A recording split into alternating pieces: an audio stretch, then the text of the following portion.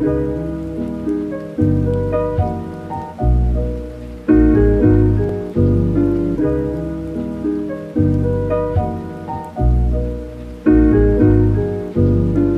a todos e sejam muito bem-vindos a mais um episódio de CC Cultural. Eu sou a Helena Eu sou a Joana. e estamos de volta com novas recomendações de como ocupar o vosso tempo livre. Começando pelos filmes, o filme que eu decidi trazer hoje é de um dos meus realizadores preferidos, o Wes Anderson, e o filme chama-se The Grand Budapest Hotel.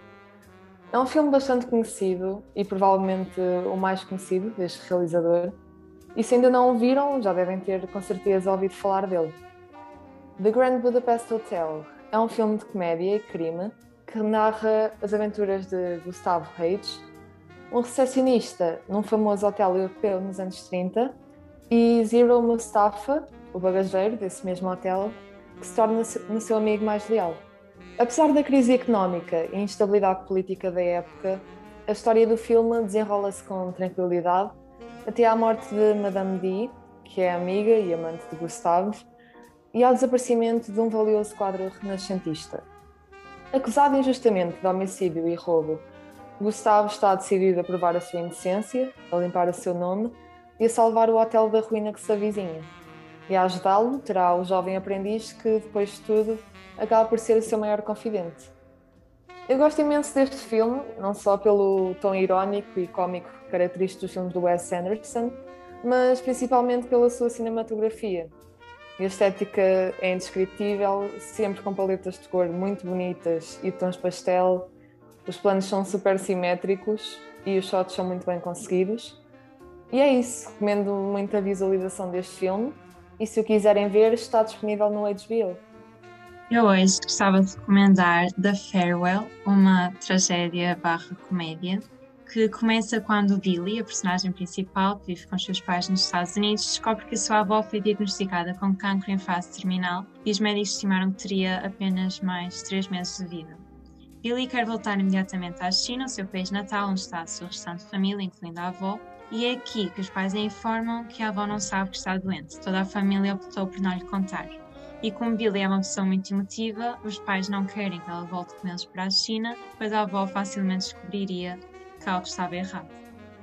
Então, para a avó não suspeitar de nada, usam a desculpa do casamento do primo de Billy para voltarem todos à sua casa na China. Billy, obviamente, não consegue ficar sozinha em Nova York, a saber que está a passar os últimos meses de vida longe da avó dela, sem ajudar em nada, e acaba por se juntar à sua família, mesmo contra a vontade dos pais. O personagem principal não consegue perceber como é que é possível não contarem à sua avó que esta está a viver os seus últimos dias, pois acredita que certamente esta gostaria de se preparar e tratar de certos assuntos antes de partir. Aliás, nos Estados Unidos, isto seria até ilegal.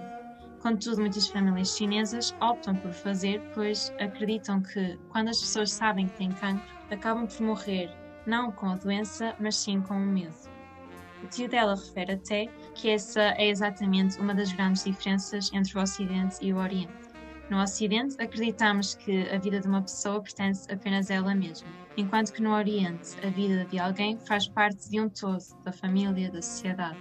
Este acredita que Billy quer contar à avó que esta tem cancro e está em fase terminal porque tem medo de assumir a responsabilidade por ela. Se lhe disser, deixará de sentir culpa. Por isso, escolhe não lhe contar nada porque é o dever da família carregar esse fardo emocional pela avó. Este é, como dá para perceber, um filme muito pesado e triste, principalmente para quem já esteve nesta situação de ter um ente querido doente ou saber que está perto da morte. Nestes períodos de tempo não conseguimos pensar em mais nada, ficamos envolvidos por uma grande tristeza, angústia, dor. E este filme retrata esse sentimento perfeitamente porque ficamos do início ao fim com nó na garganta e lágrimas nos olhos. Mas não é só um filme triste, é simultaneamente um filme muito bonito e reconfortante, uma vez que aborda o amor incondicional entre avós e netos. Eu adorei o final, apesar de toda a angústia, acaba com um tom positivo e de esperança, e acredito que vale mesmo a pena ver. Relativamente à série, tenho feito uma lista ultimamente com aquelas séries que me marcaram e que adorei mesmo, contudo, ainda não foi desta vez que utilizei, porque esta semana vi pela primeira vez Patrick Melrose e foi espetacular. Não sei se espetacular é a palavra certa, mas a interpretação de Benedict Cumberbatch está maravilhosa e adorei também toda a cinematografia. Contudo, tal como o filme que trouxe, também aborda um tema muito sensível, daí que a palavra espetacular talvez não se adequou. Esta é uma minissérie inspirada nas obras semi-autobiográficas de Edward Albee, que acompanha a vida de Patrick Melrose, descendente de uma família aristocrática britânica em decadência. A personagem revela logo nos primeiros minutos a sua grande dependência em álcool e drogas. Ao longo dos episódios surgem flashbacks da infância de Patrick e assim rapidamente percebemos o porquê de se ter virado para as drogas e o porquê de ser tão instável e infeliz. Patrick foi vítima de abusos por parte de seu pai ao longo de vários anos, o que levou a que tivesse tendências suicidas desde muito novo. Para além disso, a sua mãe não foi capaz de o proteger, mesmo sabendo a pessoa horrível que o seu marido era, acabando também por afogar as suas mágoas em álcool e calmantes, não estando nunca presente para ouvir seu filho e salvá-lo daquele ambiente tóxico e abusivo. No plano temporal do presente, morre o pai de Patrick, o que cria ainda uma maior confusão no espírito da personagem, pois pensava que esta morte seria um alívio na sua vida e acabou por afetá-lo. Com efeito, apercebe-se que, para além de ódio, raiva e nojo, não consegue deixar de sentir também algum carinho e compaixão por este monstro que arruinou a sua vida, por mais inacreditável que pareça. Ao longo dos episódios, este vai tentando ganhar controle sobre a sua vida, mas acaba sempre por ser aterrorizado por estes fantasmas do passado, experienciando constantes recaídas. Esta série exemplifica o poder e influência que os nossos pais têm na nossa vida, o quão delicada é a nossa infância e as sequelas horríveis que surgem após anos de abuso. A série é de facto muito boa, mas não podemos negar que é algo chocante e duro de assistir. Ok, para a série trago algo diferente do habitual. Eu pensei muito se fazia sentido trazer uma sitcom para este podcast, mas acho que é uma série adorada pelas pessoas de CC e fazia todo o sentido trazê-la. Até porque eu estou com aquele sentimento agridoce de quando acabamos uma sitcom, porque estamos tão envolvidos na história das personagens que não nos queremos separar delas. E então, sem mais demoras, a série que eu decidi trazer é Brooklyn Nine-Nine.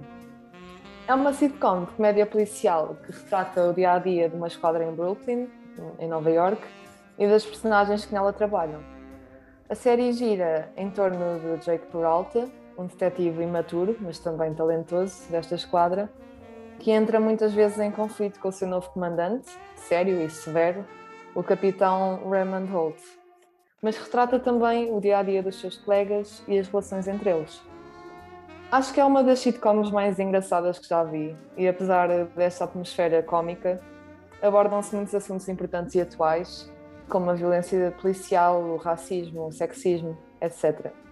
E se ainda não viram, recomendo muito que o façam, porque é uma série mesmo leve e engraçada, que dá para ver a qualquer altura do dia e não se vão de certo arrepender. Para livros, o livro que eu decidi trazer hoje é novamente um dos meus livros preferidos e chama-se A Cabana, de Michael W. Smith. A história é a seguinte. Durante uma viagem de fim de semana, a filha mais nova de Mac, a personagem principal deste livro, é raptada e são encontradas provas de que ela teria sido brutalmente assassinada numa cabana abandonada. Após 4 anos a viver numa grande tristeza causada pela culpa e pela saudade da filha, Mac recebe um bilhete estranho, aparentemente escrito por Deus, convidando-o para voltar à cabana onde a tragédia aconteceu. E apesar de desconfiado, ou pensar que era uma brincadeira de mau gosto, ele decide ir ao local do crime, numa tarde de inverno. E o que ele encontra lá acaba por mudar completamente a sua vida.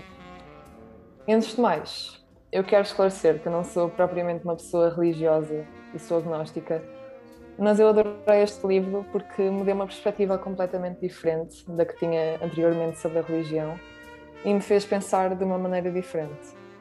Eu acho que é sem dúvida um dos livros mais bonitos que já li e é o único que me fez verdadeiramente chorar baba-ranho. Por isso, recomendo muito que leiam este livro porque aborda temas muito interessantes e impactantes.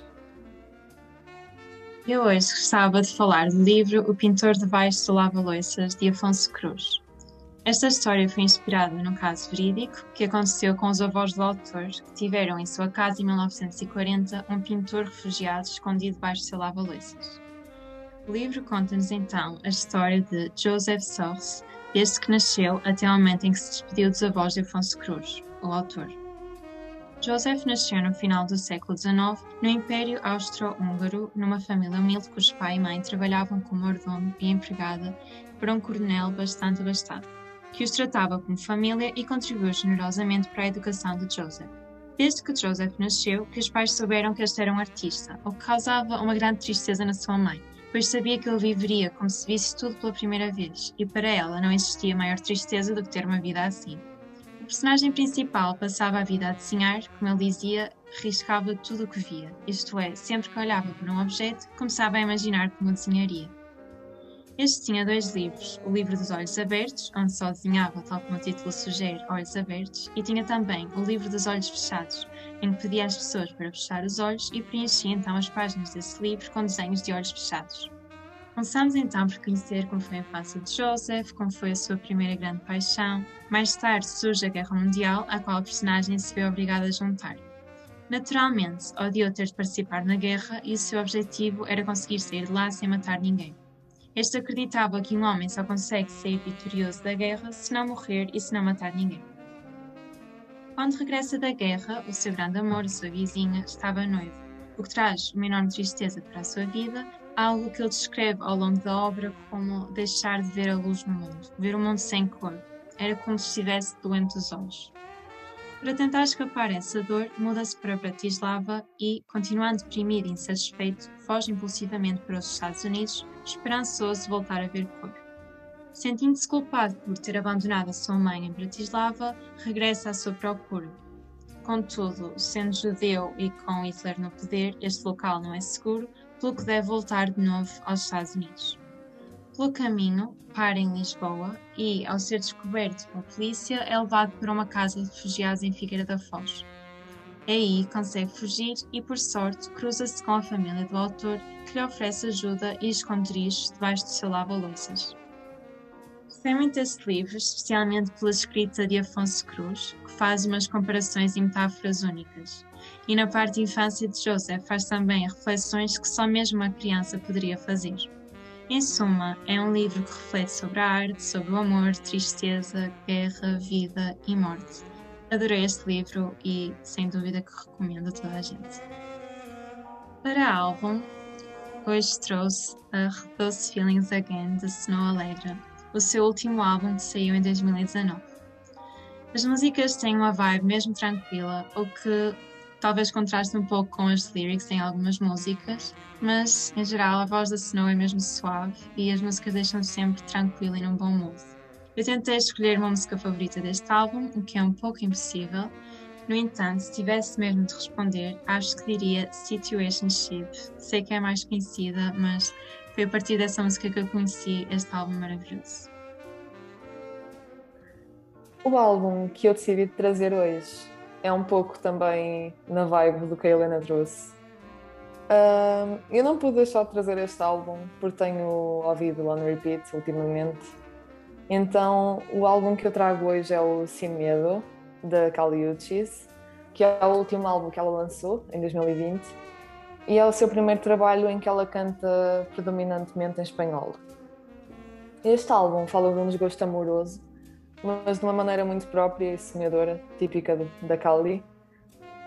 As minhas músicas preferidas deste álbum são, talvez, A Aguardiente e Limón e A Telepatia, que é mais conhecida e que andou nas histórias do Instagram durante 2 semanas, para aí.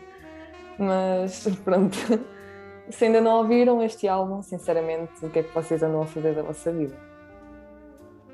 Falando agora de exposições, eu e a Helena trazemos não uma, mas 5 exposições que estão disponíveis no Centro Cultural de Belém, no Museu Coleção Berardo. Este museu apresenta os movimentos artísticos mais significativos do século XX até à atualidade. E nomes como Pablo Picasso, Salvador Dalí, Piet Mondrian, Juan Miró, Andy Warhol, René Magritte, entre muitos outros, são apresentados no âmbito dos movimentos que as suas obras se permitiram definir. numa sucessão cronológica que possibilita uma viagem no tempo. Enquanto espaço museológico de referência em Lisboa, o visitante pode desfrutar de obras de artistas, dos mais diversos contextos culturais e variadas expressões que construíram a história da arte do último século. E tanto pode fazer na exposição permanente da coleção Berardo, que envolve 3 exposições, que são a da Cristina Ataíde, que se chama Dar Corpo ao Vazio, a exposição Coleção Berardo, do primeiro modernismo às novas vanguardas do século XX, e a coleção Berardo de 1960 à atualidade. E além desta coleção permanente, temos um leque muito variado de exposições temporárias, nomeadamente a Arte chegou ao Colombo e Constelações 3, uma coreografia de gestos mínimos. Acho que é um bom plano para um dia em que quiserem ter assim uma agenda mais cultural e recomendo que vão lá dar um saltinho. Então, para concertos, eu trazia o Filipe Carlson, contudo, os bilhetes já esgotaram em Lisboa e no Porto. Já só há para Aveiro, a 3 de junho, na Avenida Café Concerto. Por isso, pessoas da Aveiro, apressem-se, porque sei que ainda falta algum tempo para junho, mas os bilhetes são poucos e vão acabar rapidamente.